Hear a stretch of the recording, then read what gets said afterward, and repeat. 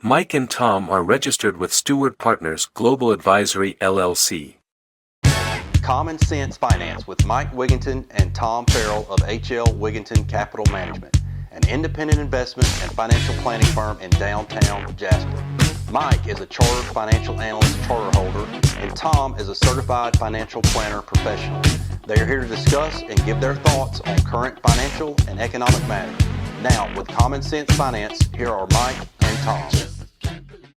Hey everybody, welcome back to another edition of Common Sense Finance. I'm Mike Wiginton, and this, of course, is Tom Farrell. So if I were going to put a title on today's episode, it would be Short Selling Basics. And this idea was generated from the controversy, if it really is a controversy, about what's going on with things like the GameStop situation and the folks on Reddit, and the whole idea of short selling came up.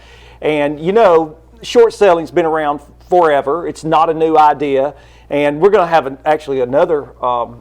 planning another podcast on this to talk about some other aspects of short selling and such. But we're getting a ton of questions about it, so we just wanted to go over what are the basic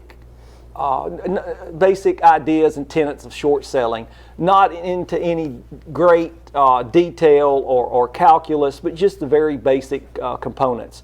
So with that said, Tom, why don't you take it away? Yeah, and I know we've gotten a lot of questions about, and some people may have heard the term short selling or to sell something short, but they've never really actually, knew what it meant. But with everything that's going on with GameStop, and there's a lot of other stocks that have been involved in this short squeeze that's been going on the last month or two. But really, short selling, like Mike said, has been around forever. It's the act of, if you think that a stock price is too high and you think the value is going to go down, you can borrow shares from an entity and sell them on the market, hoping that, say for example, you borrow the shares and sell them for $50 and the price of that stock goes down to $25.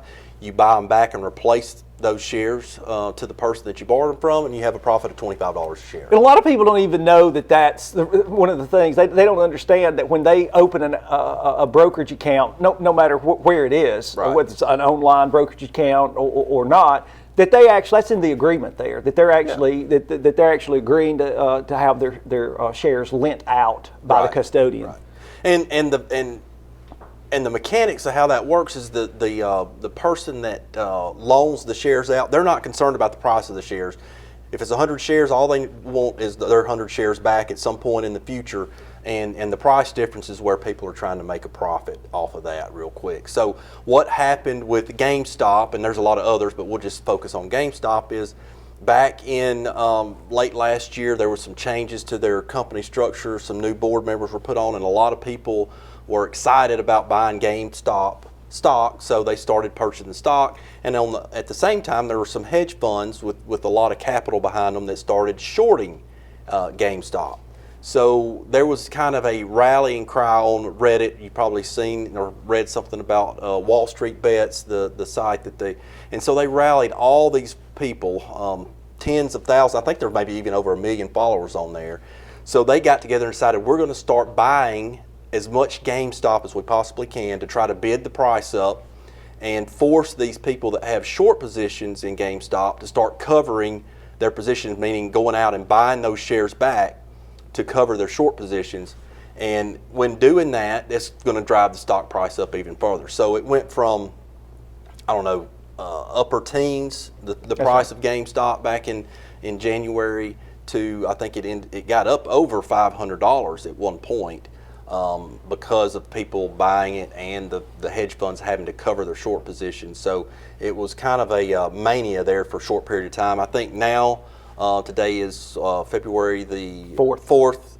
The price is back below $100. I don't know exactly where it is now, but things have kind of settled back down a little bit.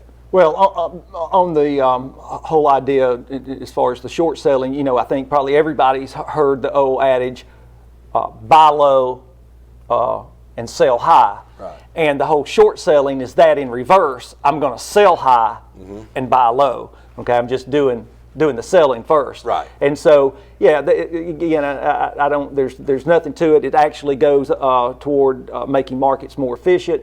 and actually what we call price discovery. Getting down to the bottom line of what is the fair price for this particular entity or investment.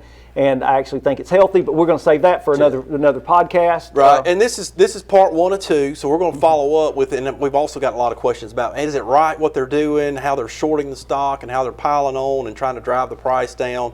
So we'll debate that next. But just keep in mind this for our compliance folks. Shorting a stock is the riskiest position you can take in the stock market. I don't know of anything, because your loss is infinity, basically. So if you buy a $20 stock and it goes down to zero, you're only risking $20 a share.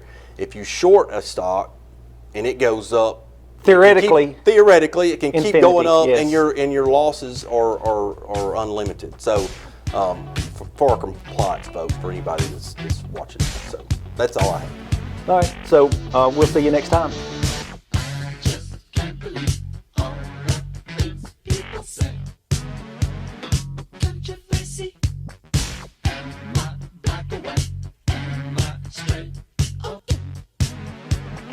Controversy.